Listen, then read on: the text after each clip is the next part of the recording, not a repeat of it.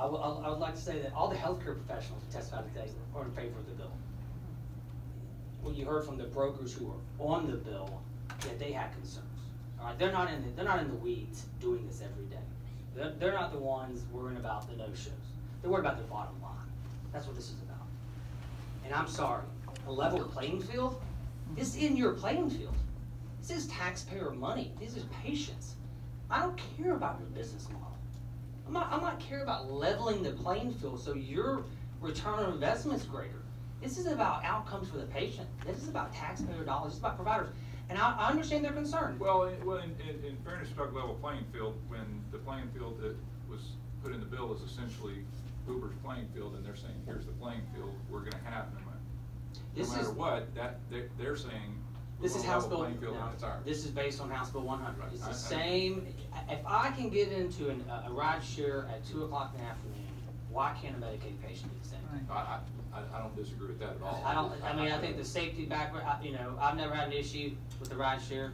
I don't know anyone's had an issue with ride share. This is during daylight hours. If I had a daughter and she was getting in the ride share at 3 a.m. after leaving, 6th Street, yeah, I'd be concerned. But not about my grandmother getting to Dallas Street at 8 a.m. No, but I very much agree with you. I didn't mean to get in an argument. If we're okay from a medical transportation with the list of things in Sure. HB 1576, Sure. then we should certainly not be requiring a bunch of other stuff of other medical I don't disagree. I don't disagree with that one bit. But I think it's the question is, do you go, well, let's strangle innovation by putting. No, exactly. Right, or do we say, okay, we should, we have all these rules that we never should have put in to begin with, which I think would be your. I do not disagree with that. But I think, and the reality is, they want to protect their playing field. Uber and Lyft certainly want to. And when I laid the bill out, I don't care about anyone's playing field. Right, no, I get it. Innovation in 2 years is different, then we do this all over again. I don't care about any business model, one bit. I don't have a stake in this at all, other than trying to improve outcomes. Medicaid patients, they talk about being confusing. I mean, just because you're on Medicaid does not mean you're ignorant. Right. We can figure this out. And quite frankly, calling your broker, and the broker calling the MCO, and the MCO calling the broker back, and then they get back to you, now you can take this ride. Or I can just call my MCO and they get on the app and I have a car waiting for me in an hour. What's so difficult about that? I can get an Uber right now, and I plan to be out here in 5 minutes, hopefully. But they'll be waiting for me. They'll be waiting for me. I don't have to call someone and ask permission, and then they call someone and they call someone back. That's the current model. What they didn't tell you also is that they're fine with the front half of the bill. Well, they get to utilize rideshare. They're fine with that. So if they're fine with the first half of the bill, then they should be fine with the second half of the bill. Oh no, wait a minute. They don't get to wipe their beak in the second half of the bill. They don't get to make any money off the second half of the bill. So if they're okay with ride sharing, they're okay with the background checks, they're okay with the efficiency of it, as long as they get their cut. And that's not that's not your problem, that's not my problem, that's not the legislator's problem, that's not taxpayer's problem. All right, this is about patient outcomes and about taxpayer outcomes. The ambulatory language, I will be happy to work with them. The Vice Chair said it perfectly. I think it's very clear. We're not talking about, this is non-emergency healthcare. We're not talking about, expecting someone in a gurney to get into the back of a sedan. Obviously, that's not the case. The gentleman who spoke about the 3-door, 4-door, that's, we will work all through that. Regarding the MCOs, with all due respect, this is their job. If they want to play in the sandbox, they have to deal with this, because it's their job to take care of their patients. That's why we pay them what we pay them.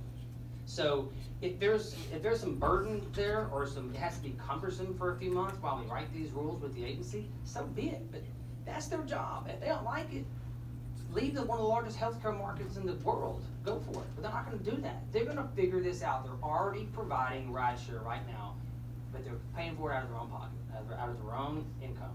They're going to figure this out. We're all grown men and women. It's going to be fine. As far as rural areas, I totally dismiss that. Winnie, Texas, 1,600 people. It's a rice farming community. They have Uber and Lyft. Good story was the vice president of HEB was giving a speech in Beaumont. He blew out his tire. He had a speech in Houston, blew out his rental car tire in Winnie, Texas. He said, "There's no way I'm going to find." He called Uber. No way I'm going to find an Uber here in Winnie, Texas. He pulled it up, and he wasn't even late for the speech. He was back. He was in Beaumont in 20 minutes. He asked the guy, how long you been doing this? I do it every day. I go to and from home every day. What for? Doctor visits. But you know what?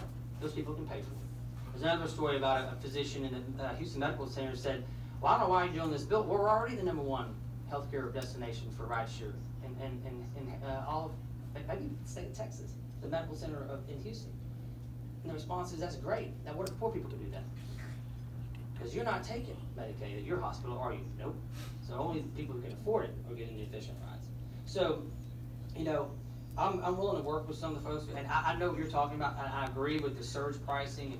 The state needs to have the benefit of the efficiency. I'm totally with you. I can tell you from a transparency standpoint, there's no better data than the rideshare community.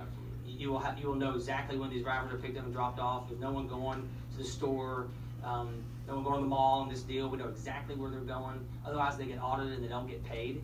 And as far as the cab vouchers, which is what we're doing right now on these, you know, they don't tell you this, but in the 40 hour or less, usually you're getting a cab voucher. Any of y'all ever seen a cab voucher? Yeah, and they're empty. There's no dollar amount. They just fill it out after they drop you off. And that you could have gone all over East Jesus, pardon my French, that's Southeast Texas phrase. You could have all over the world, and they just fill in the cab voucher at the end, rip it off, and they turn it in for reimbursement. I cannot believe we're using cab. I used cab vouchers when I was in college 20 years ago, and I can't believe they still exist.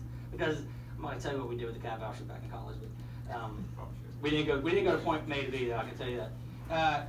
We need to get away from it. We need to modernize, and I think this is, like, again, one more time, this is about better outcomes for patients and physicians, and healthcare providers, and of course the taxpayers. I really appreciate all the testimony here today, and especially my nurses who came up from Southeast Texas who really are they're in the weeds on this, they're in the trenches. They see the broken model that we have right now, and they're really the inspiration for this. I didn't dream this up, and I can tell you right now, no rideshare company came to me with this. I went to the agency with this. And that's how this bill was born. Thank y'all. If there aren't any other questions. Any other questions, members? I will appreciate your favorable consideration, and I will close. All right. If there is no objection, HB 1576 be left pending. Chair hears no objection. HB 1576 is left pending without objection. Thank you.